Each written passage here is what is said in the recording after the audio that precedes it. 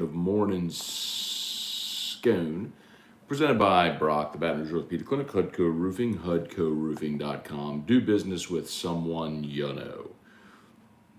Hudco Roofing, HudcoRoofing.com. All right. Baseball Tigers back on the diamond tonight. They play Lamar at Alec Box Stadium at 6:30 p.m. So a fantastic chance for LSU to stretch the legs a little bit, swing the bat, see some live pitching before they hit the road tomorrow for our Kansas 3-game series against the Hogs, again Thursday, Friday, Saturday. I love that the SEC did that a few years back where they moved all of the Easter weekend series to Thursday, Friday, Saturday. That gives everybody the day off on Easter, not only the players and coaches, but fans as well. So I really like that the SEC did that a few years ago. So all the series this weekend in the league are Friday, Saturday, Sunday. LSU against our Kansas. Gavin Dugas had his test done yesterday on his hand. As of AFR, they had still not gotten the results of those tests, so still waiting on it. They may have it X-ray, MRI, all that stuff done. But like I said, the fear over the weekend was that it was something that was not season-ending, but significant enough that it was going to keep him out for a length of time. So hopefully we get word on that today about Dugas. But again, like I said, I think it's going to be something that keeps him out for a while. So if that is the case, then I'd like to continue seeing Josh Stevenson in left and Josh Pearson in right. I think that's your, those guys flanking Dylan Cruz in center, I think is your best outfield. So LSU football back on the practice field today. Again, they have now crossed the halfway point of spring. They'll have their third scrimmage of spring on Saturday. That's going to be in Tiger Stadium, by the way. First time they will scrimmage in Tiger Stadium. That's coming up. And it is open to the media, the whole thing, which is crazy. But so Saturday they'll be in Tiger Stadium scrimmaging, and then a week from Saturday, of course, is the spring game. So we'll get a good look at Brian Kelly's squad and their first spring game of the Brian Kelly era. So, all right, y'all, let's say some good mornings here. Let's see what y'all got. Anything, fire away. You know the drill. Playing game for the Pels is tomorrow. We're inching closer to the NFL draft. Simone Augustus is going to have a statue there next to Bob Pettit and Shaquille O'Neal outside of the LSU basketball facility. So very, very cool that that was announced yesterday, the Simone statue. So in any event, we'll say some good mornings here. Let me know what y'all got. Charlie Gale, Bubba Tatum, Thomas Bergeron, Jason Horn. Good morning, good morning. Daniel Sinnetts, Aaron Hornsby. Devanka De Silva, good morning from Sri Lanka. Which quarterback has the edge in your opinion? Who will play center? So it sounds like they're running Charles Turner with the first team center as first team center. I would not rule out the possibility of adding a player via the transfer portal if there's someone who is a ready-made plug-and-play starting center. But Charles Turner's a guy that's been around long enough that it's time. Kind of like where Lloyd Cushenberry was in 2018. It's like, hey man, it's poop or get off the pot time. Like you've been here now for 4 years. Like, you ready to play or what? And Lloyd was, and had 2 really good years and became drafted and started as a rookie in the NFL. I think Charles Turner's at that point now. As far as quarterback having the edge, really can't say. I'll tell you that early Miles Brennan looked sharp, which you'd expect from a 6-year guy. The buzz last week was that Jaden Daniels had 2 great practices, Tuesday and Thursday of last week. But that Garrett Nussmeier's kind of been the most consistent quarterback of the 4 all along. So I don't think they're going to settle that battle here in spring.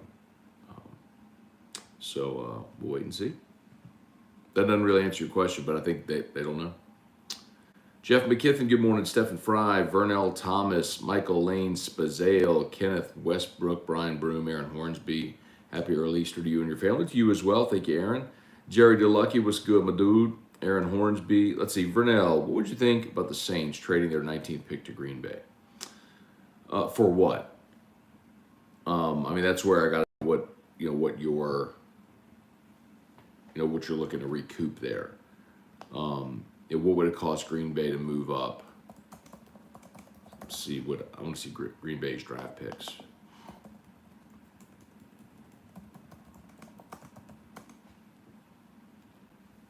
I mean, Green Bay is definitely a team that's looking for a receiver. I mean, I think that goes without saying. So they've got so Green Bay has 2 1s.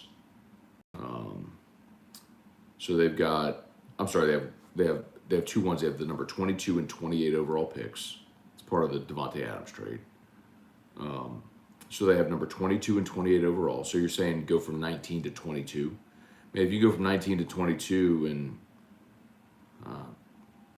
pick up a 3rd round pick or a late, they have 2. Green Bay has 2 second rounders. I'll tell you this: would I move from 19 to 22 for either the 53rd or 59th overall pick? Yeah, I would. To pick up another second rounder to move back 3 spots, I would.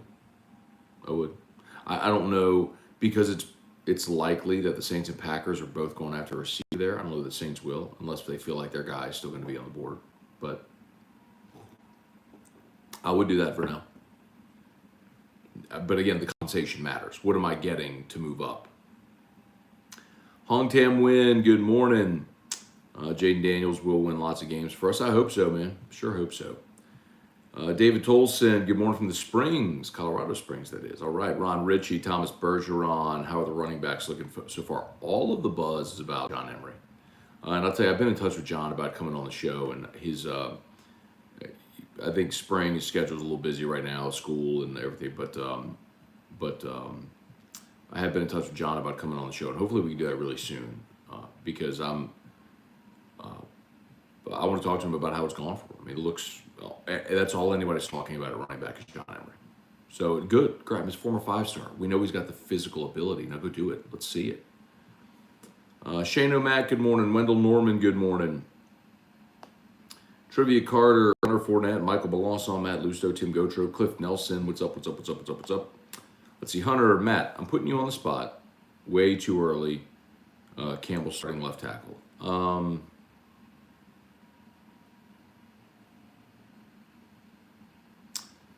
I will say, so it looks like Tyler Steen, the Vanderbilt transfer, is going to Bama, so they're not going to get him. And he would have been your plug-and-play left tackle. So I will say,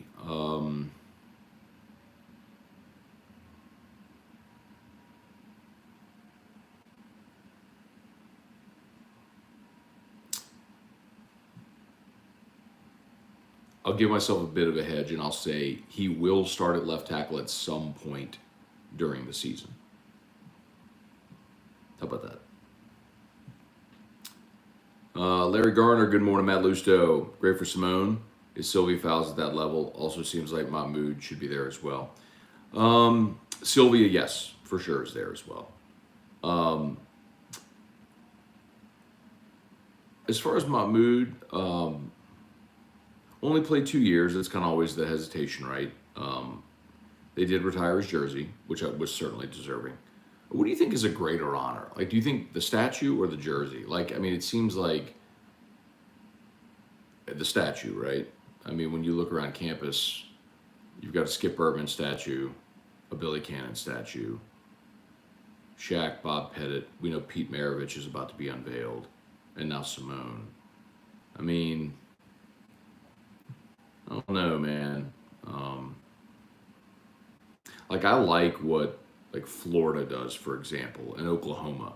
You win a Heisman, they have a whole row of their Heisman winners of statues. So, I think Burrow should have one. I think Burrow should be next, quite honestly. I mean, the fact that he won, Oklahoma's unveiling a Baker Mayfield statue. Baker won the Heisman. So, you know what I mean? And I guess Kyler Murray will be next. So,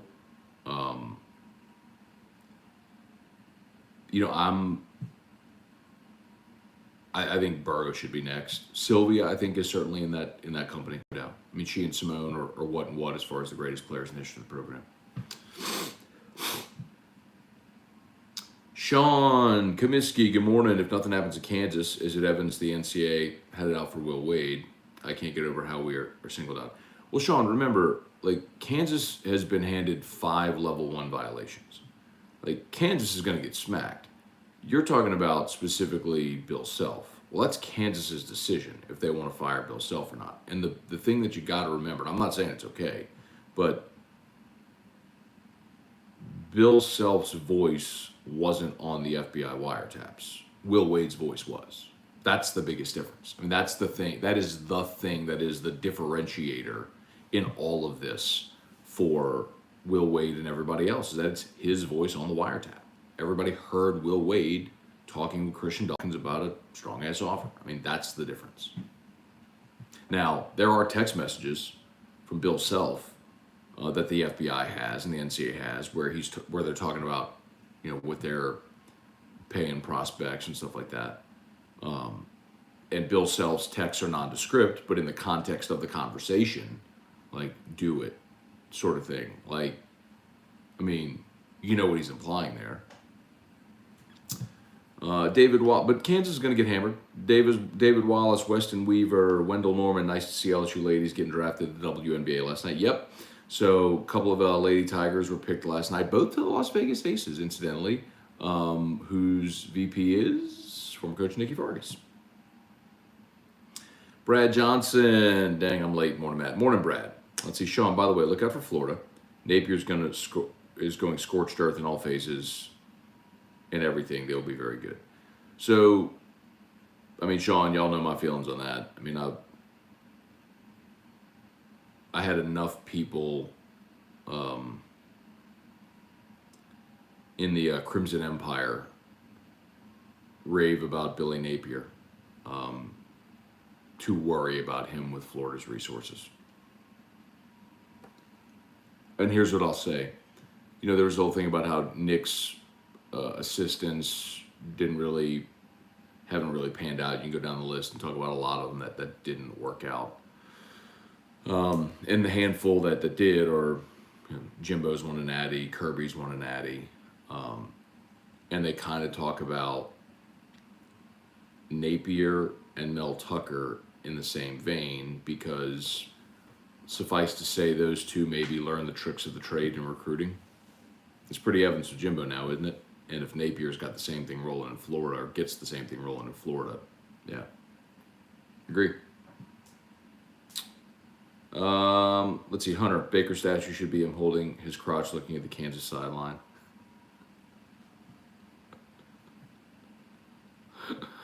Or planting the flag at Ohio State. I by the way, I love all that. I have no problem with my quarterback having bravado at all. I loved it with Burrow. You know, taunting Vanderbilt after they kept talking to him. I mean, I love it. Give me that out of my quarterback. It's Chauncey Gardner-Johnson. It's the guy you hate to play against, but you love that's on your team. I love that guy. On my team. Ryan Pike. Everyone came after Brian Kelly for his dancing with recruits, but Tom Herman literally sang Baby by Justin Bieber. Hey, hold on, dude. Hold on. Tom Herman got absolutely mutilated by the media and fans alike. Tom Herman, like, not just that part, but like the silly, like, whatever hand gesture thing he did during a game, like he got his fair share. That's a bad comp. I mean, that's a bad comp, right? I mean, because he did get annihilated.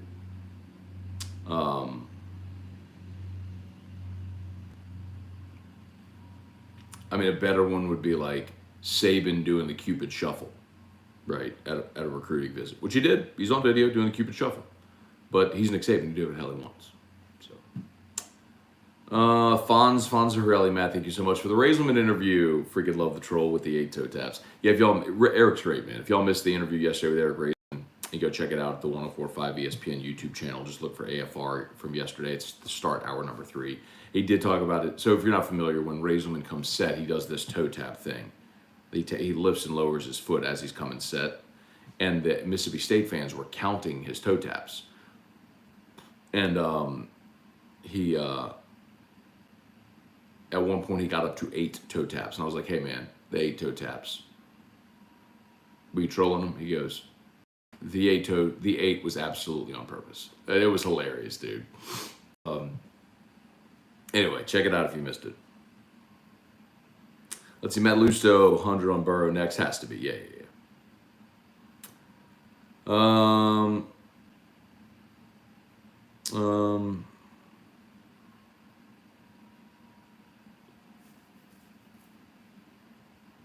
Hunter, kind of funny how Coach O and Herman are both irrelevant now. LOL. I'll make a bet with you, Hunter. I bet you Tom Herman becomes a head coach again. Ed never will. He's done. Ed may become a defensive line coach somewhere again if he wants to. He'll never be a head coach again, unless if there's a. I'll put it. Do you remember when Larry Coker got fired at Miami and then he got another head coaching job at UTSA when they were starting that program? Like he could do that. Like Ed could go FCS or something like that, maybe. And someone may hire him to be a head coach, but he'll never be a major college head coach again. I bet you Herman will. Let's see. Alex Day, good morning. Jacob Hibbard, morning, Matt. What do you think the chances of Nuss getting to be QB1? I don't think very good. Not this year, anyway.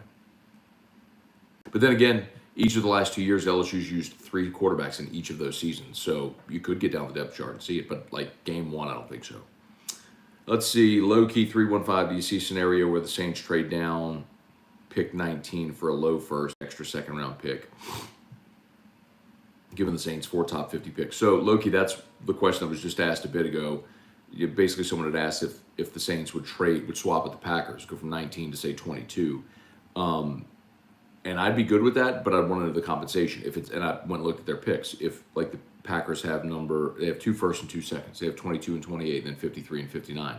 Let's say I move from 19 to 22, and in exchange I get number 53 or 59, absolutely. I'd do that in a heartbeat. In this draft, especially with the depth at receiver, give me an offensive tackle at 16, and then trade back, take the best receiver on the board at 22. Yeah, I'd do that. All right, smash that like button, y'all. If you're on YouTube, smash the like button. Facebook, like the page, share the post, like the page, share the post. As always, shout out to Brock, Baton Rouge Peter Click. We were there yesterday when saw Dr. Brad Collada. Drew had his x-ray yesterday, so lots of healing going on. We're going to keep that little brace on him for a couple more weeks, just kind of as a protective measure, because they said like if he took a hard fall or something, he risks re-breaking it. So that add a little layer of protection, but doing good. So thanks to everybody who's asked and who's prayed for our little buddy, but he's doing good. Darren Reeves, good morning. Michael Spazale is Noah Kane on campus practicing yet. He is not going through spring practice. No, sir. Jason, any word on how Cardell Thomas is going to be in the offensive line rotation? Jason, a lot of people are optimistic about Cardell, and that's great to see, man. That's another guy who's kind of persevered, right? Came in with a lot of hype. Probably wasn't ready to roll right away. Not probably wasn't ready to roll right away, but seems to have gotten himself to a point where they like him. And, we've seen him run a lot at right guard with the first team. So he'll definitely have a shot to win a starting job this year. Hong Tam win, how likely will Tyrann Mathieu join the Saints? Man, I'd say let's go through this draft and see. If the Saints draft a safety in the first 2 rounds, not very likely. I think you're also seeing the market kind of heat up for Tyrann a little. He's done visits with the Eagles, with the Colts. So if you get a little bit of a bidding war and it drives the price up and Tyrann gets a number he wants, it's more likely to happen that way. So I don't think it's a great chance that he ends up in New Orleans. Jacob Falcon. That's funny. Emory School's schedule is packed. Hey, man, you have people keeping him accountable now, right? Brian Wynn, good morning. Deborah Coward, good morning. Michael Cook, good morning. Truax, what's good, man? Pat Huseman, good morning. Peter Adams, with the O-line class Bama signed 2 years ago, it's nuts they're actually looking to the portal. Or are they just trying to keep a good player from a rival? No. I mean, I think it's what makes Nick Saban the best. Like, if there's a player that can make you better, you go get him. I mean, if you have an inexperienced tackle, you're losing Evan Neal to the draft, right? So who's going to be one of the top picks in the draft? So you have a chance to replace him with a guy that started 30 games in the SEC and is your next possible first-round draft pick?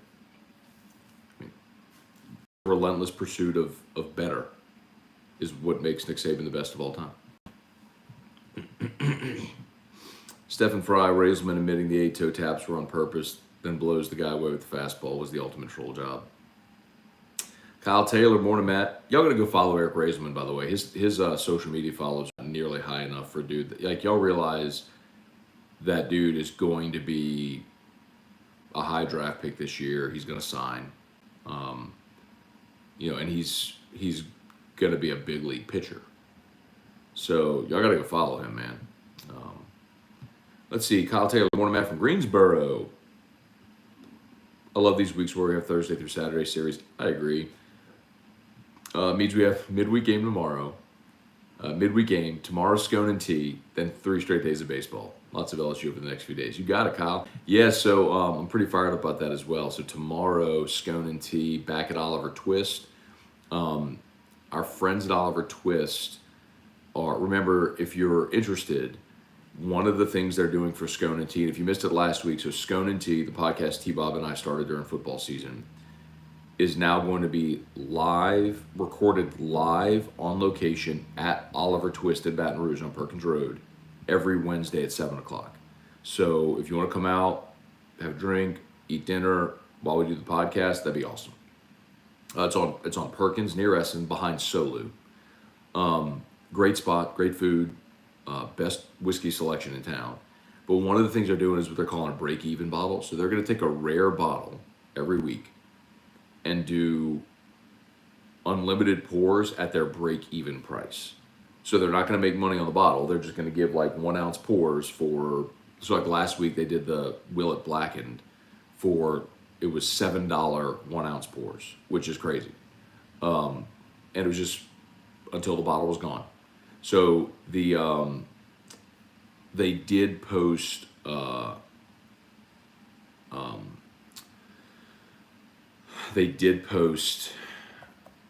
me see, I want to get it right because I saw it yesterday.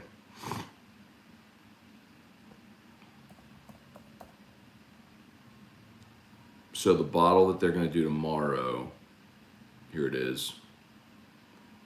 It's the Old Elk Infinity Blend.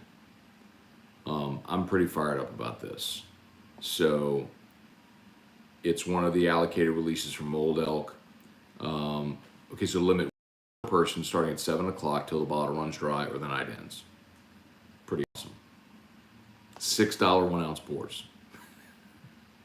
So crazy. $6 1 ounce pours. Anyway, so y'all come out and see us, man, tomorrow for Scone and Tea.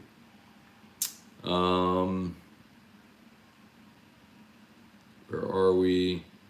Jacob East, even if the what time is it? 7:50. Oh gosh, I gotta get going. All right. Even if the quarterback battle is settled in spring, won't be settled in spring, I would think you have a better shot at mitigating attrition if you leave it semi-open till fall. That's not a bad point, Jacob. We kind of did see the same thing in 2018, but remember, then you had 2 guys leave during fall camp. You had both Lowell Narcisse and Justin McMillan leave during fall camp when Burrow came in and kind of emerged. So there's always that possibility. Kirk Taylor, listening from the dentist office, routine cleaning. Don't associate my voice with that drill, by the way. Samuel Merrifield, Matt, love how you tell fans the truth about the Saints not drafting Saints players. They have shallow ideas. Do you mean not drafting LSU players? Yeah, man. I mean, history is what it is, man. It's proven. Tony Will, I mean, like, no team is going to neglect a talented college team just because for any reason. Like, it's stupid. Anyway.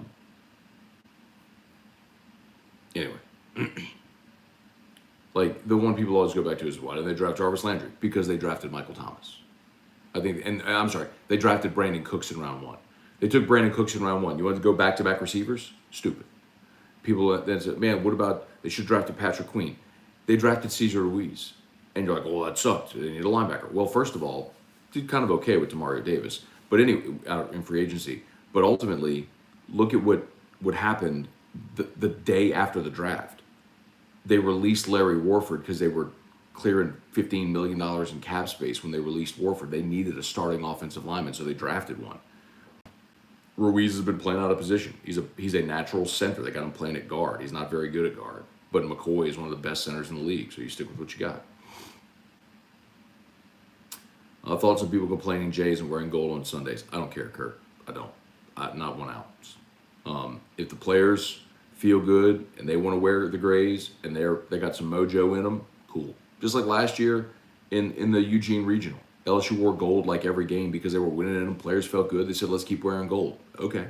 Whatever you feel good in, whatever you want to wear them. It's not that Jay's neglecting any type of tradition. If the players have said, let's wear the grays, all right, roll with the grays. All right, I got to get rolling, y'all. It's 8 o'clock.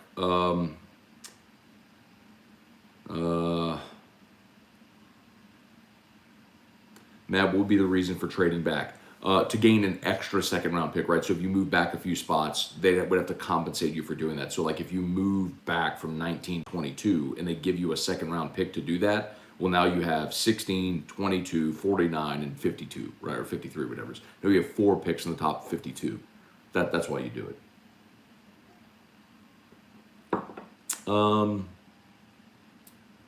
Devin Kelly, what's good? Alex Day, plans for a night turn. Not on Wednesdays, man. If I'm doing Scone and Tea, there's no way I'm doing nightcap. What I'd like to do, Alex, is Sundays. Sundays after the series. I got to get going, y'all. I'm sorry. Golly. Michael B, what's up?